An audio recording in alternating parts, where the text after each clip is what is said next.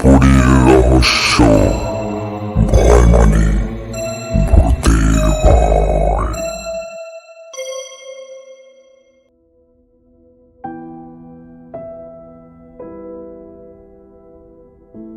Hello everyone, welcome back to Mrityupuri Rahasya. ভয় মানেই ভূতের ভয়। সকলকে স্বাগত জানাচ্ছি মৃত্যুপুরী রহস্যের আজকের ঘটনায়। আমি অরিন্দম আবারও চলে এসেছি নতুন একটি ঘটনা নিয়ে। আশা করি তোমরা সকলেই ভালো আছো। আজকে যে ঘটনাটি আছে, ঘটনাটি আপনাদের খুবই ভয় পাবে। নতুনরা প্লিজ সাবস্ক্রাইব করবেন। প্রত্যেক বৃহস্পতি ও রবিবার আমরা চলে আসি নতুন নতুন গল্প উপহার দিতে।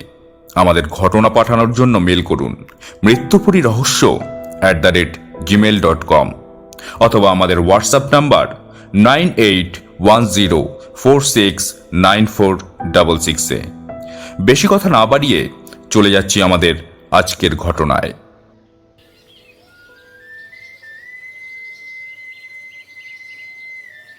আজ থেকে বহু বছর আগের কথা।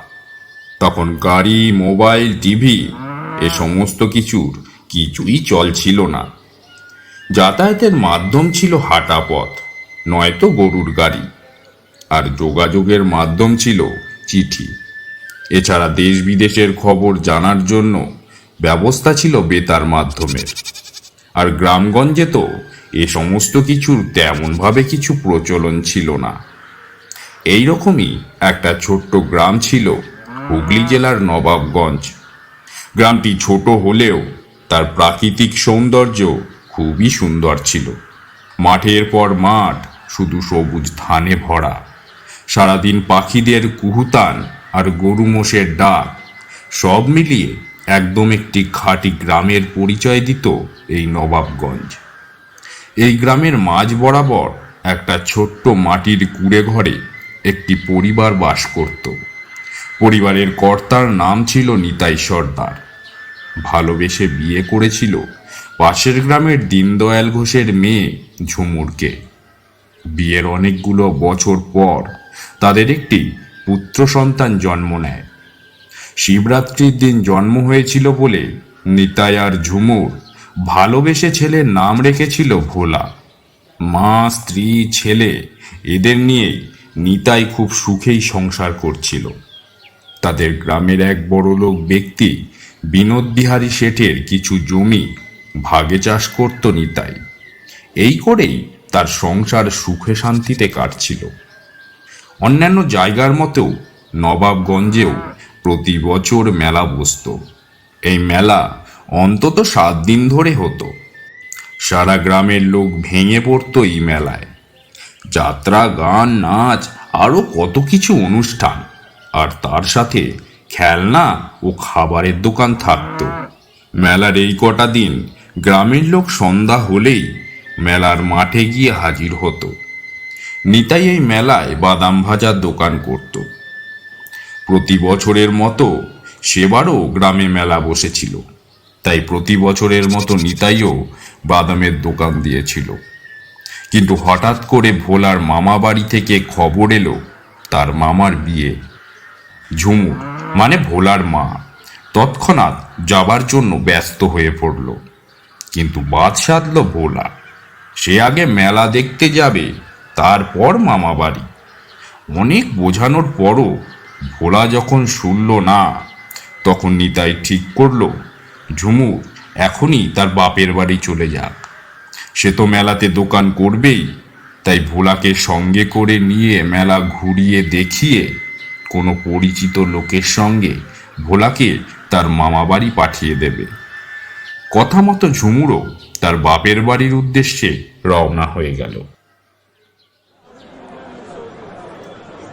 সন্ধ্যা হতেই গ্রামের সব লোক দল বেঁধে মেলার মাঠের দিকে যেতে লাগলো। ছোট্ট ভোলাও তার বাবার হাত ধরে মেলার মাঠে গেল। মেলার মাঠে গিয়ে নিতাই ভোলাকে নিয়ে ঘুরে ঘুরে বাদাম ভাজা বিক্রি করছিল। অনেকটা সময় পার হয়ে যাওয়ার পর নিতাইয়ের শ্বশুরবাড়ির দেশের একজন গেরস্তের বউয়ের সঙ্গে দেখা হলো। সেও মেলা দেখতে এসেছিল, কিন্তু এবার বাড়ি ফিরে যাচ্ছে। তাই নিতাই দেরি না করে তার সঙ্গে কথা বলে ভোলাকে পাঠিয়ে দিল তার শ্বশুর বাড়িতে। ঝুমুর দুপুরেই পৌঁছে গিয়েছে, তাই ভোলাকে তার মায়ের কাছে পাঠিয়ে দিল নিতাই। আর যাওয়ার সময় ভোলার হাতে গুজে দিল কাগজে মোড়া কিছু বাদাম। ভোলা সেই বাদামের ঠোঙা হাতে নিয়ে খেতে খেতে চলল সেই গৃহস্থের বউয়ের হাত ধরে। নিঝুম রাতের জ্যোৎস্নামাখা আকাশের এক ফালি চাঁদকে সেদিন বড়ই উজ্জ্বল দেখাচ্ছে। মেলা থেকে বেরিয়ে মেঠো রাস্তা ধরে তারা দুজনেই হাঁটতে থাকে। দুপাশে ধানের ক্ষেত আর মাঝখান দিয়ে সরু পথ। মেলা থেকে ভোলার মামার বাড়ি প্রায় 7-8 কিলোমিটার। মাঠের পথ হাঁটা শেষ করে তারা একটা বড় দিঘির পাড়ে এসে পৌঁছায়। দিঘির পাড় ধরে কিছুক্ষণ হাঁটার পর তারা আবার মাঠের মধ্যে নেমে পড়ে। কিন্তু সেখানে সবুজ ধান ক্ষেত ছিল না, ছিল কবরস্থান। যে দিক দিয়েই যাওয়া হোক না কেন, সবাইকে এই কবরস্থান পেরিয়েই যেতে হবে। গেরস্তের বউটির এবার একটু একটু ভয় করতে লাগলো, কারণ তাদের গ্রামের সবাই জানে এই কবরস্থানটি খুব খারাপ। কিন্তু ভোলা দিব্যি বাদাম খেতে খেতে তার হাত ধরে হেঁটে চলেছে। তার মনে ভয় বলে কোনো জিনিসই নেই। মামার বাড়ির খুব কাছাকাছি এসে ভোলা সেই গেরস্তের বউটিকে বলল, আপনাকে আপনাকে আর যেতে হবে না। ওই তো আমার মামা বাড়ি। আমি একাই চলে যেতে পারবো। গেরস্তের বউটি বলে, ঠিক আছে, সাবধানে চলে যেও। এই কথা বলে বউটি তার বাড়ির দিকে হাঁটা দেয়, আর ভোলা তার মামার বাড়ির দিকে হাঁটা দেয়। পরদিন সকাল পর্যন্ত ভোলা যখন তার মামার বাড়ি পৌঁছালো না, তখন ভোলার মায়ের খুব ভয় করতে লাগলো। সে তার বাপের বাড়ির দেশের লোক দিয়ে খবর পাঠালো নবাবগঞ্জে। ভোলাকে কি কাল নিতাই পাঠায়নি? নিতাই খবর পাওয়া মাত্র চমকে উঠল। সে তো কাল রাতেই ভোলাকে পাঠিয়ে দিয়েছে। নিতাই সঙ্গে সঙ্গে তাদের সঙ্গে শ্বশুর বাড়ির দেশে রওনা হলো এবং সেই গৃহস্থের বউটিকে খুঁজে বের করে তার কাছে সমস্ত কথা শুনল। বাড়ির সামনে এসেও বাড়ি না ঢুকে ভোলা কোথায় চলে গেল? ভোলার মা কেঁদে কেঁদে শোকে প্রায় পাগল হয়ে গেছে। ভোলার বাবা চারিদিকে ভোলার খোঁজ করতে লাগলো, কিন্তু কোথাও ভোলা তো দূরের কথা, তার টিকিটিও খুঁজে পাওয়া গেল না।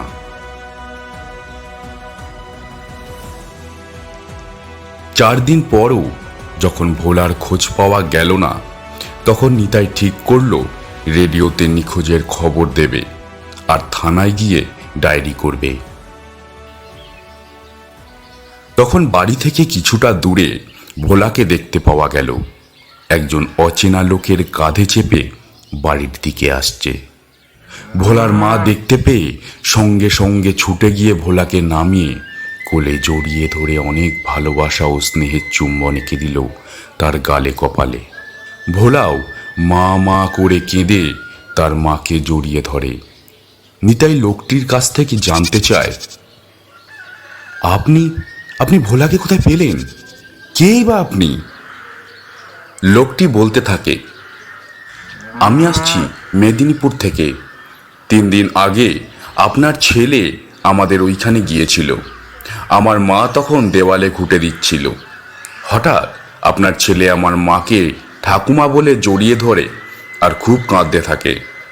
আমরা তো অবাক হয়ে যাই ওকে দেখে। আমরা কেউই ওকে চিনতাম না, কিন্তু ও আমার মাকে ঠাকুমা বলছে কেন? তারপর অনেকক্ষণ ধরে জিজ্ঞাসা করার পর ও বলে ওর বাড়ি হুগলির নবাবগঞ্জে। আমাদের কেউই চিনতে পারেনি এই জায়গাটা। আসলে আমি তখন বাড়ি ছিলাম না। বাড়ি ফিরে এসে যখন শুনি, তখন আমার মনে পড়ে আপনাদের এই গ্রামের কথা। অনেক দিন আগে আমি এখানে এসেছিলাম কিষেন খাটতে, তাই সেদিনই ওকে কাঁধে নিয়ে আমি বেরিয়ে পড়ি আপনাদের গ্রামের উদ্দেশ্যে। নিতাই সহ বাড়ির অন্যান্য লোকেরা অবাক হয়ে যায়। এক রাতের মধ্যে একটা ছোট্ট ছেলে হুগলি থেকে হেঁটে মেদিনীপুর কি করে গেল?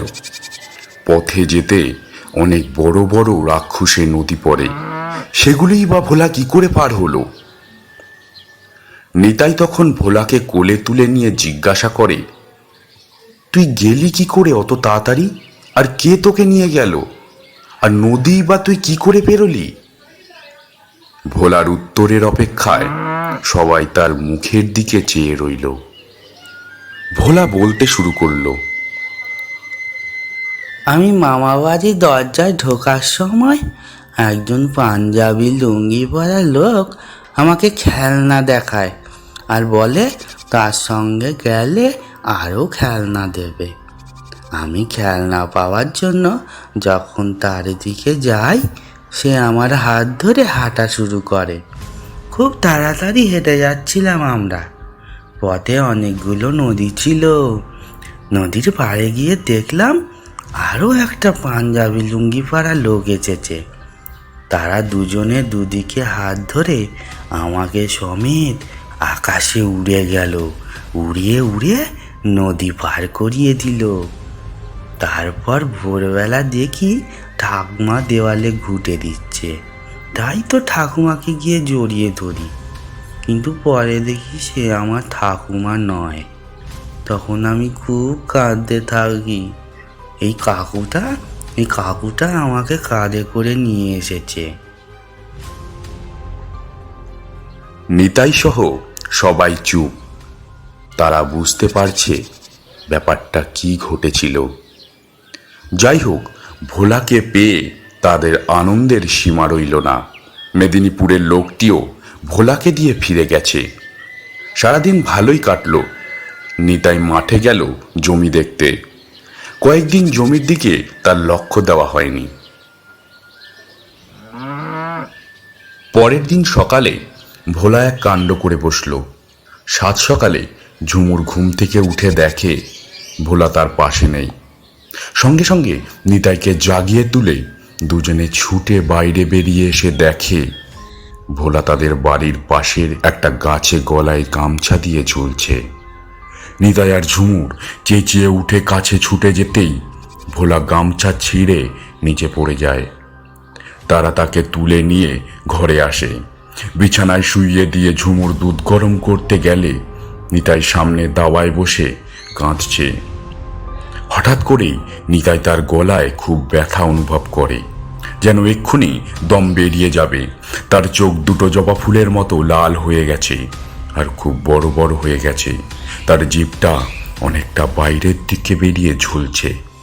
ঝুমুর রান্নাঘর থেকে গোঙানির শব্দ পেয়ে বাইরে এসে দেখে ভোলা তার বাবার গলা টিপে ধরেছে। ঝুমুর, ভোলার ঠাকুমা আর নিতাই তিনজনেও তাকে ছাড়াতে পারছে না। একটা 7-8 বছরের ছেলের এত ক্ষমতা তিনজনকে ধরাশায়ী করে ফেলছে। নিতাই যার জমি চাষ করে সেই বিনোদ বিহারী শেঠ তখন ওইখান দিয়েই যাচ্ছিল। তিনি দেখতে পেয়ে ছুটে এসে পা থেকে জুতো খুলে নিয়ে ভোলার গালে দুবার চড় মারতেই গোঁ গোঁ আওয়াজ করে নিতাইয়ের গলা ছেড়ে দেয়। নিতাইয়ের অবস্থা তখন খুবই খারাপ হয়ে গেছে। গলা দিয়ে ভালো করে আওয়াজও বেরোচ্ছে না। সবাই বিনোদবাবুর দিকে তাকিয়ে দেখল। বিনোদবাবু বলল, আমার পায়ের জুতোটা শুয়োরের চামড়া দিয়ে তৈরি, তাই শুয়োরের গন্ধ পেয়েই ওকে ছেড়ে দিয়েছে। শুয়োরকে ওরা খুব ভয় পায়নি। তাই নিতাই, তোর ছেলেকে জিনে ধরেছে মনে হয়। ভালো ওঝা ডেকে নিয়ে এসে ওর গাটা ঝাড়া, না হলে তোর ছেলেকে ওরা মেরে ফেলবে, আর তোদেরকেও। ঝুমুর একথা শোনার সঙ্গে সঙ্গে মা গো বাবা গো বলে চিৎকার করতে থাকলো। নিতাই একটু সামলে নিয়েছে এতক্ষণে। তার কপালে চিন্তার ভাঁজ পড়ে গেল। ভোলা ঠাকুমা বলল, তোকে চিন্তা করতে হবে না, আমি কালকেই ওষুধ আনব। তারপর ভোলাকে সব সময় চোখে চোখে রাখা শুরু হলো। 1 মিনিটও তাকে একা ছাড়া হয় না। পরদিন ভোলার ঠাকুমা ওষুধ আনতে গেল অনেক দূরে। পায়ে হেঁটে যাতায়াত করেছে বলে খুবই ক্লান্ত হয়ে পড়েছে। ওষুধটা বাড়ির খড়ের চালে বাঁশের ফাঁকে গুজে রেখে একটু জল খাবার জন্য ঘরের ভেতরে যেতেই একটা বিরাট চিৎকার শোনা যায়। সবাই ছুটে এসে দেখে ভোলার ঠাকুমা মরে পড়ে আছে মাটিতে। চোখ দুটো যেন তার ঠিকরে বেরিয়ে আসছে। সঙ্গে সঙ্গে ভোলাকেও আর খুঁজে পাওয়া গেল না। নিতাই ছুটে গিয়ে দেখল গোয়াল ঘরে ভোলা গলায় দড়ি দিয়ে ঝুলছে মৃত অবস্থায়। কান্নার রোল পড়ে গেল বাড়িতে। নিতাই পাথরের মতো দাঁড়িয়ে রয়েছে। ঝুমুর পাগলের মতো প্রলাপ বকছে, আর কান্নায় ভেঙে পড়েছে পুরো বাড়িটা।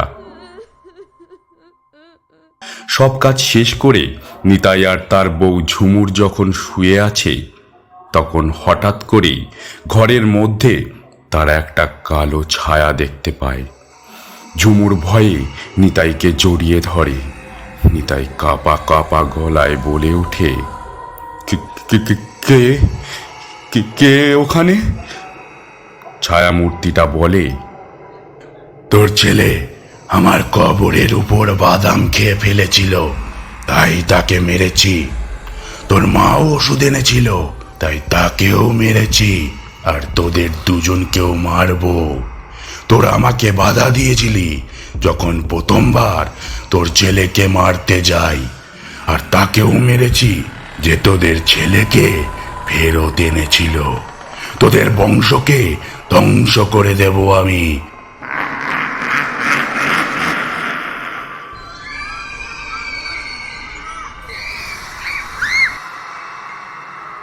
পরদিন সকালে নিতাই আর তার বউ ঝুমুরের মৃতদেহ পড়ে থাকতে দেখা যায় তাদের বাড়ির ভেতরে।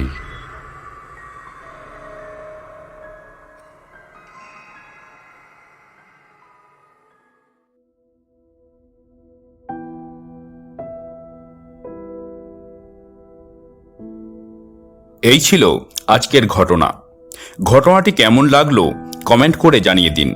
ঘটনাটি যদি আপনাদের ভালো লাগে তবে বন্ধুবান্ধব পরিবার পরিজনের সাথে শেয়ার করে দিন।